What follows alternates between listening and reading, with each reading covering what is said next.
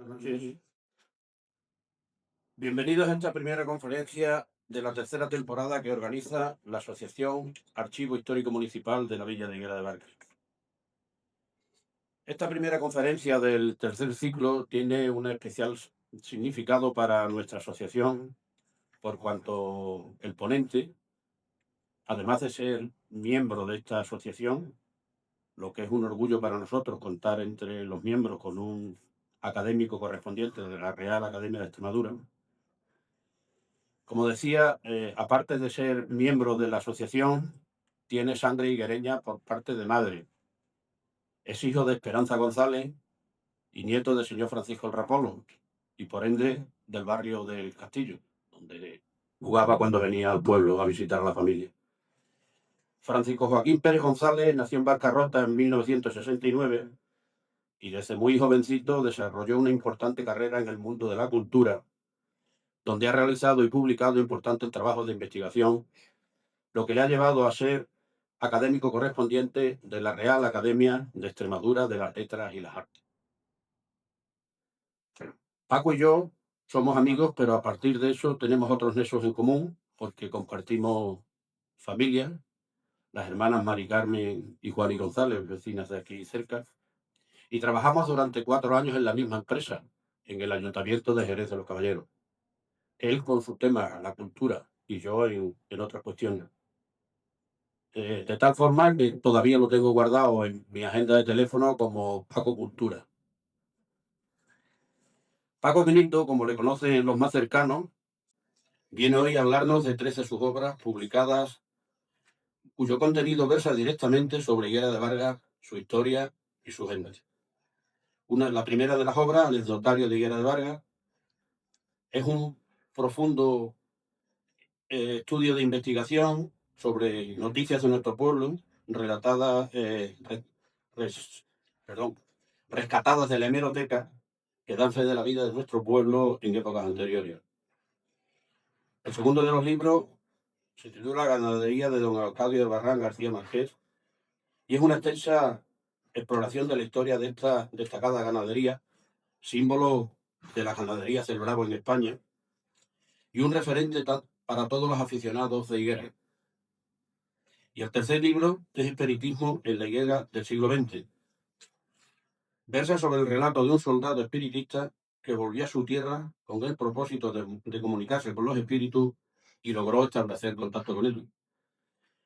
Disfrutemos pues de sus palabras. Amigo Paco, estudia aquí.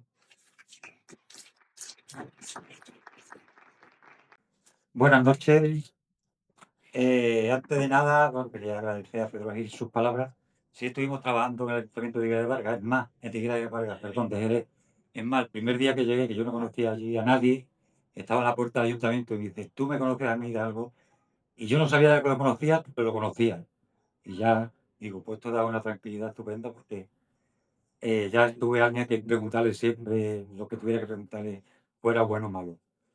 Luego, agradecer también la presencia de Alfonso Macías, diputado en el Congreso por Extremadura, representando a Badajoz, que haya tenido el detalle de estar aquí conmigo hoy. Y empezamos, bueno, no vamos a empezar. Esto como hay un libro sobre toros, voy a hacer, como es hacer las corridas y demás, dedicar mi intervención a un amigo que hace dentro de un año, dentro de unos días hace un año que se nos fue, a mi amigo Nando. Como no soy torero y esto es lo que tengo, pues lo que yo le puedo dedicar. Vamos a darle un aplauso.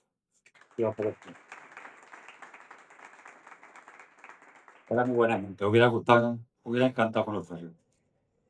Bueno, ya me remito a lo escrito, yo soy más de leer, de escribir, y luego ya leo mejor o peor lo que he escrito, pero escrito quedan muy bien las cosas. Luego, como yo lo lea, pues esto tenía unas imágenes aquí, ahí. Pues le voy a presentar 3 trabajos que recientemente han salido a la luz y que tratan casi exclusivamente sobre este pueblo de Higuera de Vargas.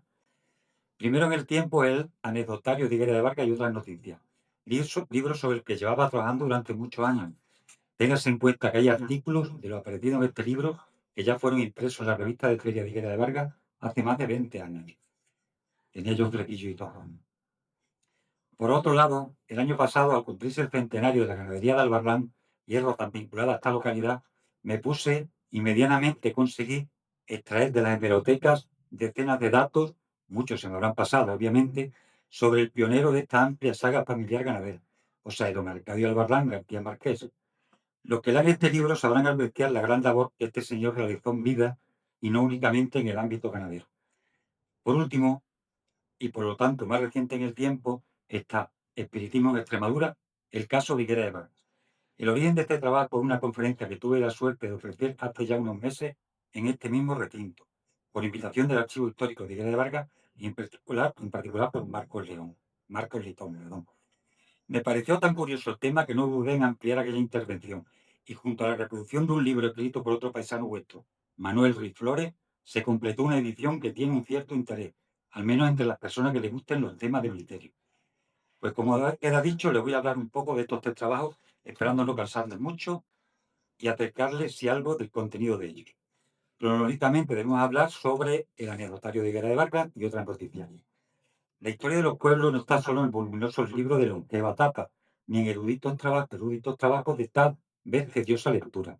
También están las páginas que día a día podemos leer en esos periódicos que, pasada la jornada, giramos sin haber de aventurar que en ellos se va a decir en realidad que únicamente somos el pasado e inevitablemente tendrá el futuro.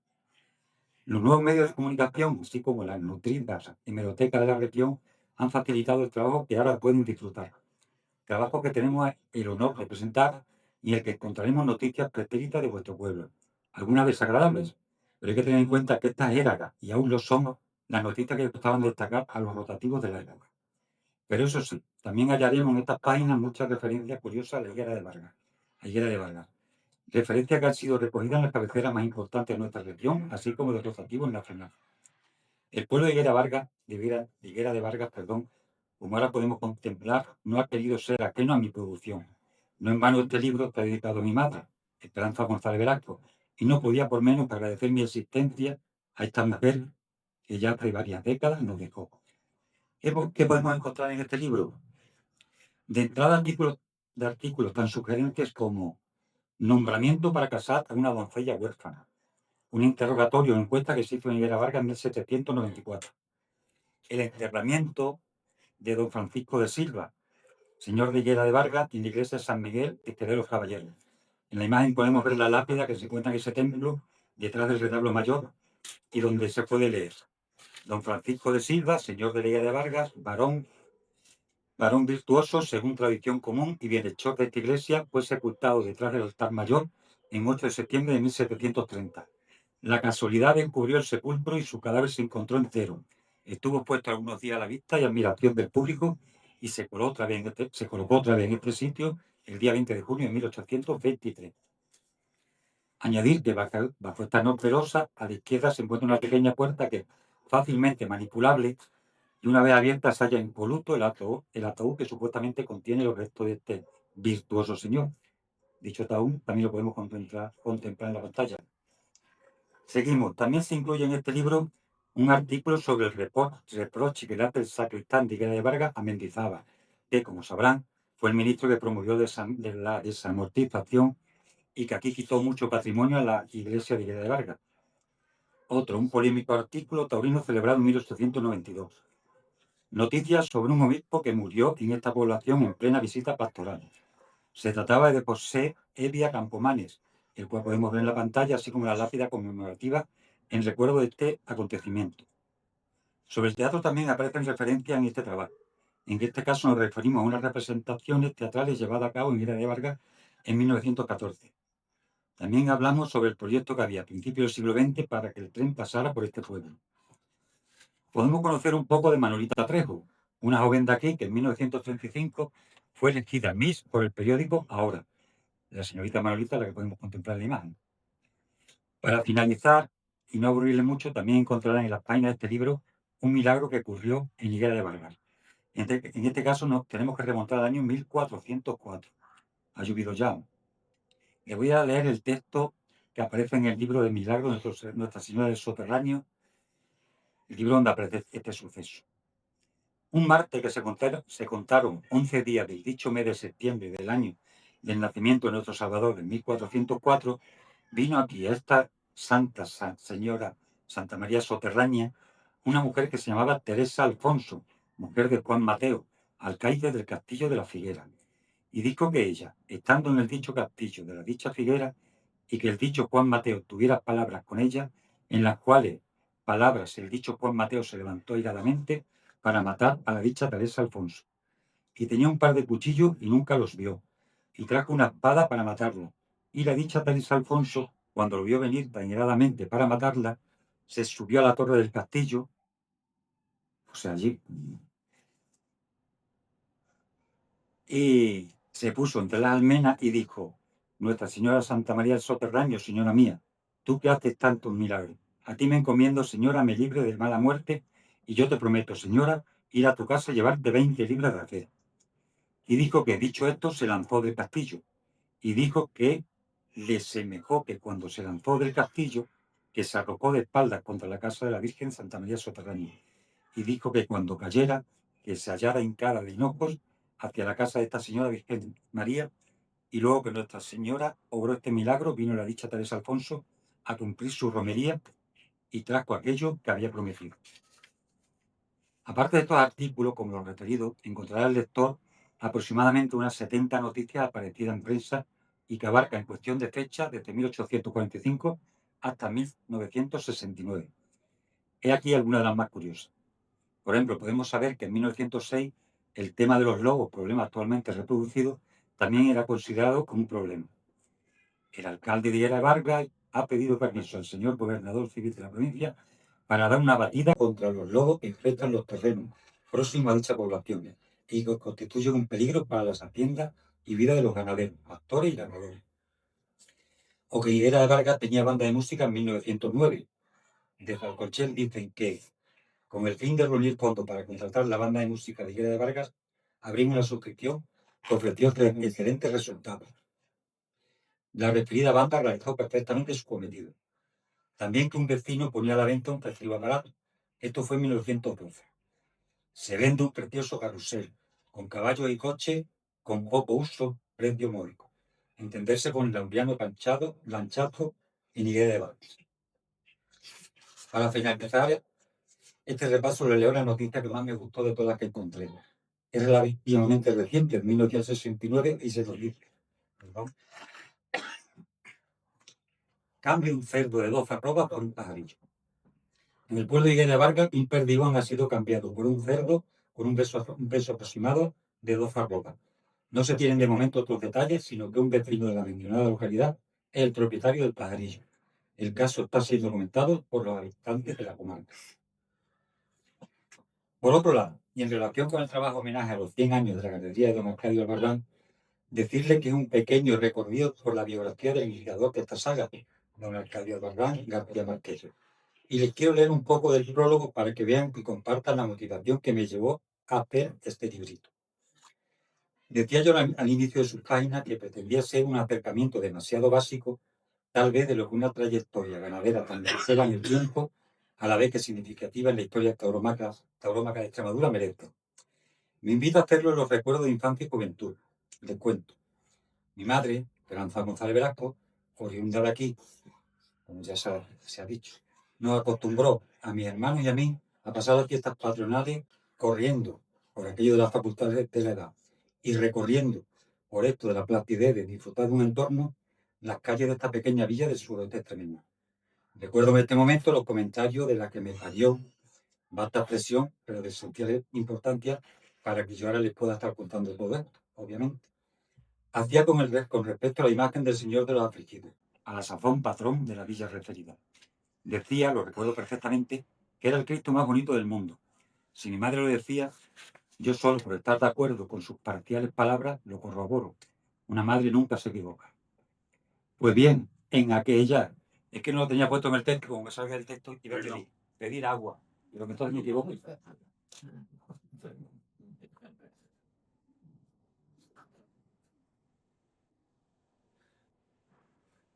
Esto es como los guías malos, estos que hay por los castillos y demás, que te cuentan todo de carrerilla, como uno le pregunte. Y entonces ese resetón que le contesta y se tiene que volver otra vez al principio para contar toda la historia, porque si no se acuerda por dónde iba. Lo tiene tan memorizado. Muchas gracias, Pedro. Pues íbamos por aquí, ¿no? Donde pedí agua, sí. Y, pues bien, aquellas patronales fiestas no faltaba ocasión para incluir en sus programaciones los espectáculos taurinos. Primero en la plaza del Coso, o sea, del castillo que está aquí fuera. Y más tarde, más nítida está imagen de mi memoria, en una bermeja plaza portátil instalada en un cercado que quedaba justo enfrente del cruce al que se llega a Higuera de Vargas de Barcarrota, y donde tuve la suerte de asistir a decenas de espectáculos. Mi abuelo, de nombre Juan, tenía siempre preparadas las entradas necesarias para el acceso a ellos de toda la familia. Y bien fuera por en los entretenimientos de los enanitos toreros, bien en las corridas de vaquilla de uso tradicional, o en los ampulosos carteles de barbilampiños, novilleros o consagrados diestros, tal vez algunos ya venidos a menos, siempre rondaba el graderío la palabra albarrana. Yo por la edad ni oteaba los carteles en papel de entonces ni sabía que aquello podía ser un apellido sin más. La palabra más tarde me sonaba antiguo sinónimo de persona soltera, solitaria o sin domicilio fijo. Pero el polvo que desprendía aquel ruedo, unido a mis expectantes ojos, lo que acompañaba a un puerco sentado en vibrantes tablones que servían de inseguro asentamiento corporal, permanecía inquieto a que saliera, por una pequeña y destartalada puerta roja, un animal al que llamaban simplemente albarrana. A otros autores les moverán infinidad de pasión al enfrentarse a unos folios en blanco. Sesudos eruditos indagarán sobre temáticas complejas y tal vez no al alcance del lector medio. Pero yo ahora, y pasado muchos años, me dispuse a saber algo más de aquello que, desde mi inocente inocencia infantil, acompañó el divertimento de mi infancia lejana. O sea, averiguar de dónde venía la fama aquella del apelativo apellido Albarrán, y tras muchas horas de remover papeles, pues eso, apareció el trabajo que ahora pueden disponer. Mientras le leo estas palabras, aparecerán aquí dos carteles de espectáculos donde han pertenecido a la Reserva del Albarrán. Sí, hay cientos de ellos. Lo que pasa es que estos son de los más antiguos, cuando todavía se decían que venían de Campos Varela, que era la ganadería de donde don Arcadio Albarrán compró una de sus partes. O sea, son de los más antiguos que he podido encontrar. Ustedes podrán encontrar en las páginas de este mínimo estudio, muchos datos sobre el ganadero relacionado con las labores de campo y de cría de reses bravas. Pero ahora, para informarle un poco más de la valía de este personaje, le indicaré algunas acciones que se convirtieron en realidad gracias a su trabajo como inquieto y activo político. Puedo decirles, por ejemplo, que fue responsabilidad suya el proyecto de la construcción de la carretera Fabra-Barcarrota, la gestión de la construcción del monumento a Emilio Castelar en Badajoz, gestión de una subvención para la exposición regional de ganado de Zafra, lograr la autorización para comenzar las obras del Instituto de Badajoz, gestión para la creación de una granja agrícola y una estación pecuaria. Esta acción le valió múltiples agradecimientos en la prensa de Lugo. Nueva línea del tren Madrid-Badajoz, gestión para la construcción de la carretera de Valverde de Leganés-Badajoz, promotor de la línea de tren Fregenal tras Sierra San Vicente de Alcántara, gestiones para la creación de una estación telegráfica en Barcarrota, concesión del servicio telefónico de la Albuera, y así un largo etcétera. Y para finalizar, y no hacerle perder la noche del sábado, le hablaré sobre el libro Espiritismo en Extremadura, el caso de Higuera de Vargas. Un militar retirado, Manuel Ruiz Flores, oriundo de la localidad extremeña de Higuera de Vargas, de donde partió en su juventud, vuelve a su pueblo muchas décadas después, siendo ya casi un anciano.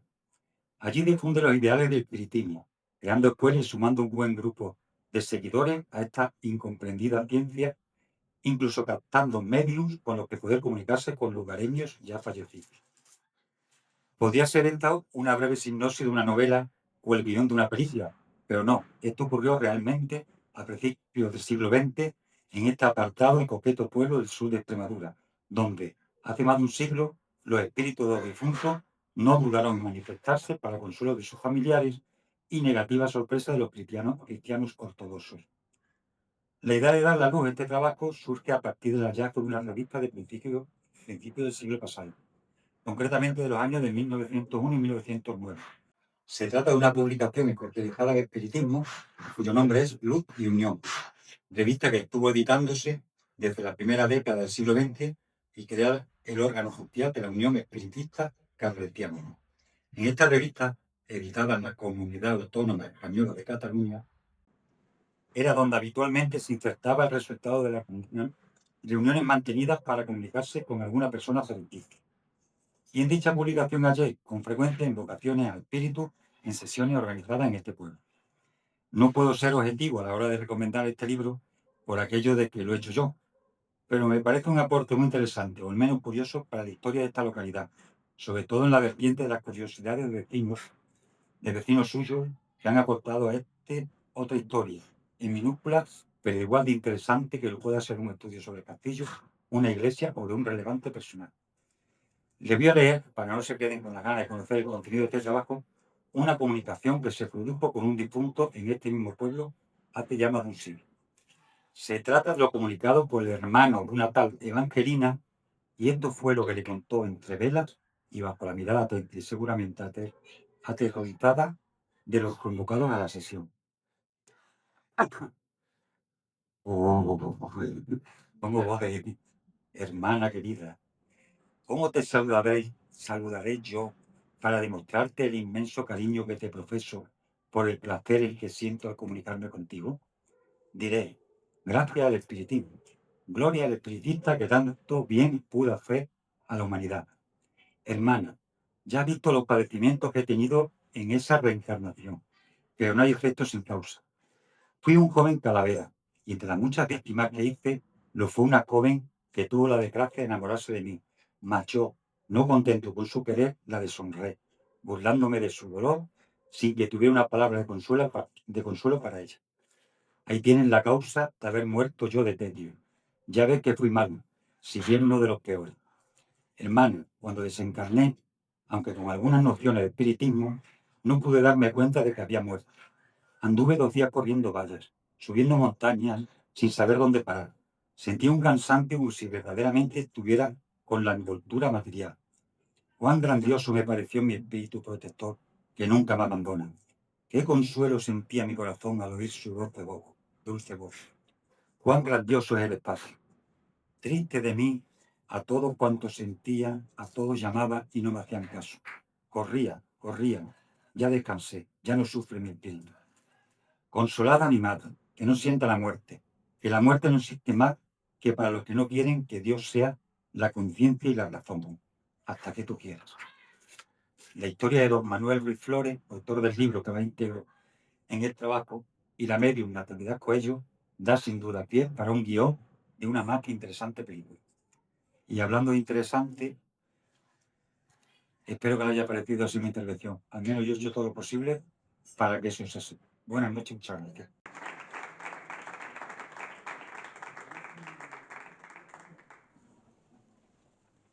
Va, la música está hermosa. Va, está bien. Para finalizar, la Asociación Archivo Histórico le va a hacer entrega de un recuerdo al ente de esta noche, a nuestro amigo Pablo.